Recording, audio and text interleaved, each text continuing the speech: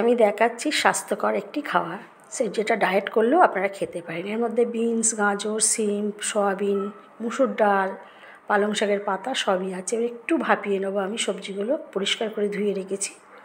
এখানে আমি একটু ভাপিয়ে নিয়ে আমি এটা নামিয়ে দেবো। ফুটে উঠেছে, এবার আমি সয়াবিনটা দিয়ে আমি একটু ফুটে উঠবে নামিয়ে নেবো।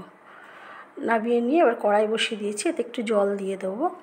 পালং শাকের পাতাগুলো আমি একটু গরম করে নেব। এটা কিন্তু ফোটাবো না, যাতে রঙটা নষ্ট না হয়ে যায়, সেই জন্য আমি একটু গরম জলে খালি একটুখানি গরম জলে করে নিলাম। নিয়ে এবার নামিয়ে আমি ছেঁকে নেবো, যাতে পালং শাকের রঙটা না নষ্ট হয়। দিয়ে এবার প্রেশার কুকারে একটু জল দিয়ে দিলাম। মুসুর ডালটা ধুয়ে রেখেছিলাম, দিয়ে একটু নুন দিয়ে আমি 2টো সিটি দিয়ে নেবো।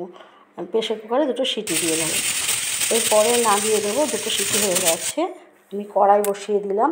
2 চামচ মতন তেল দিয়েছি, আর 1 চামচ গোটা জিরে, আর 2টো দিলাম কাঁচা লঙ্কা। এটা করে খাবেন, বাচ্চাদের করে খাওয়াবেন, খুব ভালো হয় এটা। সবজিগুলো সব দিয়ে দিলাম, যেটা সিদ্ধ করে রেখেছিলাম, শিম, গাজর, আর দিলাম পালং শাকের পাতাগুলো। একটু নাড়াচাড়া করে নেবো। নিয়ে একটু নুন দিয়ে দেবো। এর মধ্যে কিছুই পড়বে না সেরকম, একটু নুন দিয়ে দিলাম। এটা খুব ভালো করে নাড়াচাড়া করে আমি এবার মুসুর ডাল সেদ্ধটা ঢেলে দেবো এর মধ্যে। মুসুর ডাল সেদ্ধটা দিয়ে একটু জল দিয়ে দিলাম। এটা একটু সেদ্ধ হয়ে ফুটে উঠবে। এটা তো সেদ্ধই, সব ফুটে উঠবে একটু। আর পালং শাকের পাতাগুলো আপনারা দেখেছেন, 2টো কাঁচা লঙ্কা আরও দিয়ে দিলাম। যারা ঝাল ভালোবাসে তারা একটু গোলমরিচ গুঁড়োও দিতে পারেন। আর দিলাম 1 চামচ বাটার।